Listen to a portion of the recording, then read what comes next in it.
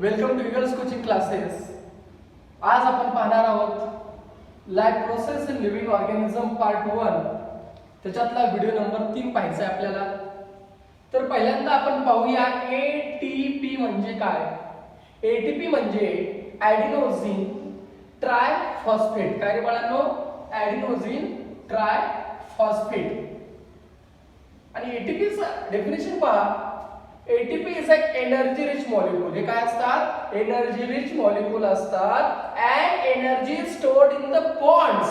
आणि एनर्जी कशामध्ये स्टोर केलेली असते? त्यांच्या बॉन्ड मध्ये. By which phosphate groups are attached to each other. त्या बॉन्ड मध्ये कोणता ग्रुप असतो? Phosphate group. आणि हा फॉस्फेट ग्रुप काय करत असतो? त्यांना अटॅच करत असतो. पहा, adenosine triphosphate is energy rich molecules. हे कशा असतात? एनर्जी रिच मॉलिक्यूल असतात. आणि हे एनर्जी कशामध्ये स्टोर केलेली असते? बॉन्ड मध्ये. आणि बॉन्ड कशाने एकमेकाला अटॅच केलेले असतात? तर ते बॉन्ड अटॅच केलेले असतात फॉस्फेट ग्रुपने. कशाने? फॉस्फेट ग्रुप्सने एकमेकाला अटॅच केलेले असतात. पण पुन्हा काय होतं?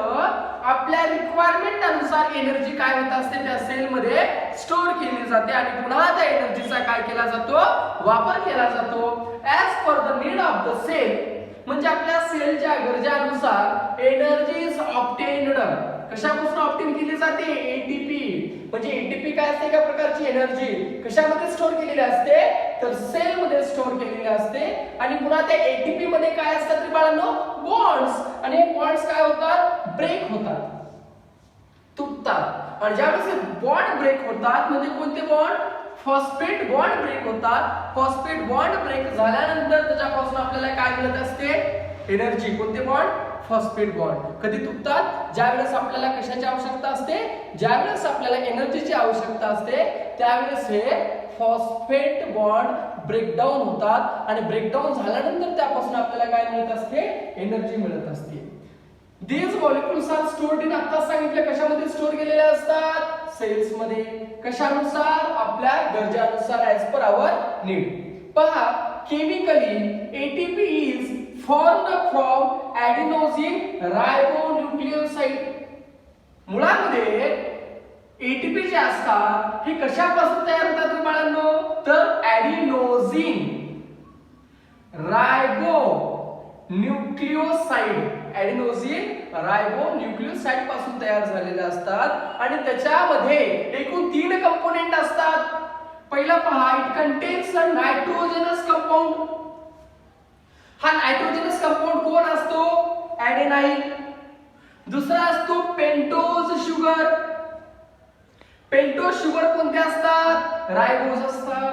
आणि त्याच्यानंतर 3 फॉस्फेट ग्रुप्स त्याच्यामध्ये अवेलेबल असतात. As per the need. आपल्या गरजानुसार काय होतात? आता म्हटल्याप्रमाणे हे फॉस्फेट बॉन्ड ब्रेकडाऊन होतात. आणि त्याच्यापासून काय डिराइव्ह केलं जातं? Energy is derived from this phosphate bonds. Hence त्यामुळेच एटीपी ला काय म्हणलं जातं रे बाळांनो? तर एटीपी ला energy currency of the cell असं म्हटलं जातं. काय म्हटलं जातं? Energy currency of the cells. मग का? कारण आपल्या गरजानुसार काय होत असतात? आपल्या रिक्वायरमेंट अनुसार ते बॉन्ड काय होत असतात? ब्रेकडाऊन होत असतात. आणि आपल्या शरीराचे फंक्शन कॅरी आउट करण्यासाठी, सिस्टीम कॅरी आउट करण्यासाठी त्या एनर्जीचा युटिलायझेशन केला जातो. Due to exceptional condition. कधी कधी काय असतं की एक्सेप्शनल कंडिशन्स असतात. जसे की आपण काय करतो? फास्टिंग, उपवास धरतो. किंवा कधी कधी काय होतं? हंगर म्हणजे भूक लागते. आणि त्यावेळेस काय होतं की आपल्या शरीरामध्ये insufficient amount of carbohydrate present असतात. काय म्हटलं? Due to exceptional condition. जसे की फास्टिंग अँड हंगर, उपवास आणि भूकमारीमुळे आपल्या शरीरामध्ये जे काही कार्बोहायड्रेटचं प्रमाण असतं तो कार्बोहायड्रेटचं प्रमाण कसं असतो? इनसफिशियंट अमाऊंट मध्ये असतो. त्यानंतर काय होतं? तर आपली बॉडी कार्बोहायड्रेट व्यतिरिक्त कशाचा वापर करते? एनर्जी प्रोडक्शन साठी प्रोटीन्स, लिपिड्स यांचा वापर करत असते. For what purpose? For energy production. पुन्हा त्यावेळेस काय होतं? नेमकं होतं काय? तर लिपिड्सचं ज्यावेळेस डिकम्पोजिशन होतं झाल्यानंतर lipids are converted into fatty acids. Lipid कशामध्ये रूपांतरित होत असतात एनर्जी प्रोडक्शन करत असताना? फॅटी ऍसिड्स मध्ये. त्याच वेळेस प्रोटीन्स हे कशामध्ये कन्वर्ट होत असतात रे बाळांनो? अमायनो ऍसिड्स मध्ये.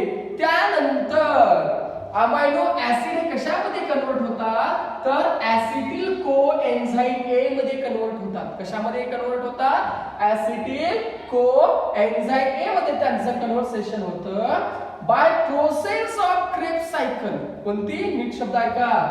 By process of Krebs cycle energy is obtain through complete oxidation. काय म्हटलं बाळांनो?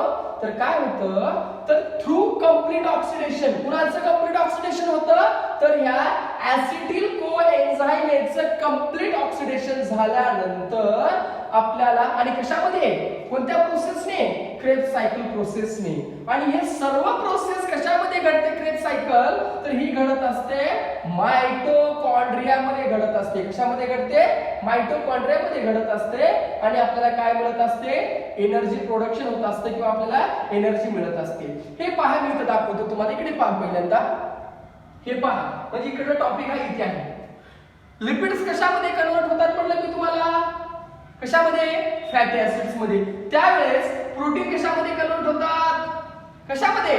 अमायनो ऍसिड मध्ये. आणि कार्बोहायड्रेट्स जे असतात, कार्बोहायड्रेट्स हे ग्लायकोलायसिस प्रोसेसने, कोणत्या प्रोसेसने? ग्लायकोलायसिस प्रोसेसने पायरुव्हिक ऍसिड मध्ये कन्वर्ट होतात. कशामध्ये कन्वर्ट होतात? पायरुव्हिक ऍसिड मध्ये कन्वर्ट होतात. आणि पायरुव्हिक ऍसिड कशामध्ये होतो? तर ऍसिटिल कोएन्झाइम ए मध्ये कन्वर्ट होतो. आणि ह्याचं कंप्लीट ऑक्सिडेशन कुणाचं? हे पहा, फॅटी ऍसिड कशामध्ये आला?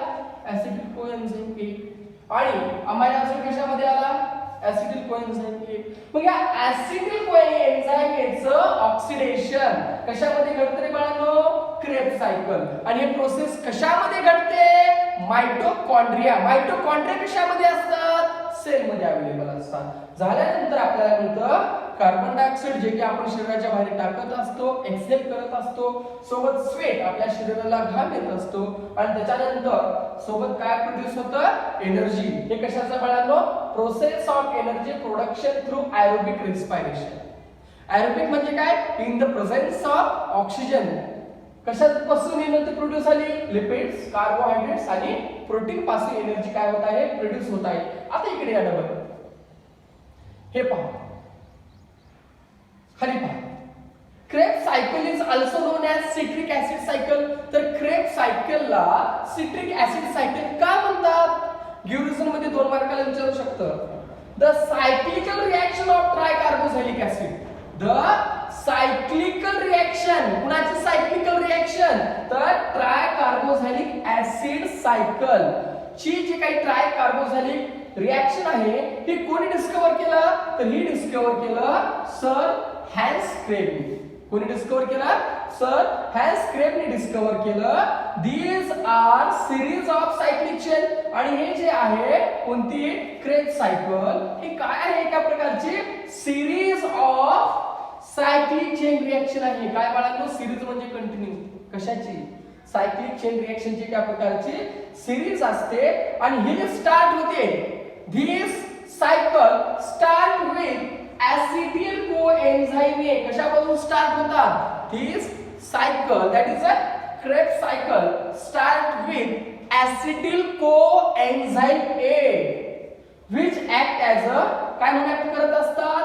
तर ऑक्झॅलो ऍसिटिक ऍसिड. काय म्हणून ऍक्ट करत असतात रे बाळांनो?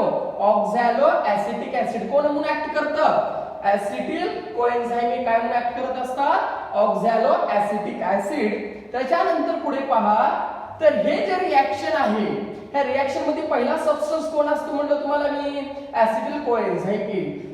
दिस रिएक्शन इज कॅटलाइज्ड, म्हणजे रेट ऑफ रिएक्शन इन्क्रीज केलं जातं बाय युजिंग स्पेसिफिक एन्झाइम्स. विशिष्ट प्रकारचे एन्झाइम्स वापरून काय केलं जातं? तर हे जे काही क्रेब्स सायकल रिएक्शन आहे याला कॅटलाइज केलं जातं. The first molecule formed in this reaction. आणि ज्यावेळेस हे cyclical series of cyclic chain of reaction घडत असते, घडल्यानंतर जो पहिला फर्स्ट मॉलिक्यूल तयार होतो तो असतो सिट्रिक ऍसिड. काय असतो? Citric acid. त्यामुळेच क्रेब्स सायकलला काय म्हणलं जातं? Krebs cycle is also known as citric acid cycle. पुढे पहा last topic EMP pathway. EMP pathway process of glycolysis. आता जे प्रोसेस सांगितलं ना तुम्हाला, ग्लायकोलायसिस प्रोसेसने काय होतं? कार्बोहायड्रेट हे पायरुव्हिक ऍसिड मध्ये कन्वर्ट होतात. हे जे काही प्रोसेस आहे ग्लायकोलायसिसची, ते कोणी डिस्कव्हर केला? This process were discovered by 3 scientist along with their colleagues. प्रामुख्याने 3 शास्त्रज्ञ होते आणि त्यांच्या सोबत त्यांचे कलिग्स म्हणजे मित्र परिवार होता. त्या शास्त्रज्ञाचे नाव काय पहा. First Gustav Embden. First Gustav Embden. दूसरा ओटो मेयरहॉफ. काय रे बाळांनो? ओटो मेयरहॉफ. आणि तिसरा आहे Jacob Parnas. Jacob Parnas along with their colleagues. त्याच्यामध्ये एक ऑब्झर्वेशन करा. गुस्ताव एम्बेडेनचा पहिला काय? E. ओटो मेयरहॉफचा M आणि जॅकोब परनासचा P. त्या तिघांचा पहिला जर वर्ड आपण कलेक्ट केलं तर काय होतं? EMP pathway. काय होतं? EMP pathway. They perform. आणि त्या शास्त्रज्ञाने पहिला जो एक्सपेरिमेंट परफॉर्म केला तो कशावर केला? तर पहिला एक्सपेरिमेंट ह्यूमन बॉडीच्या मसलवर त्याने परफॉर्म केला. कशासाठी? तर ग्लायकोलायसिस अंडरस्टँड करण्यासाठी. त्यामुळेच ग्लायकोलायसिसला EMP पाथवे म्हणतात किंवा एम्बेडन, मेयरहॉफ आणि त्याच्यानंतर परनास पाथवे असं सुद्धा म्हटलं जातं. Thank you friends.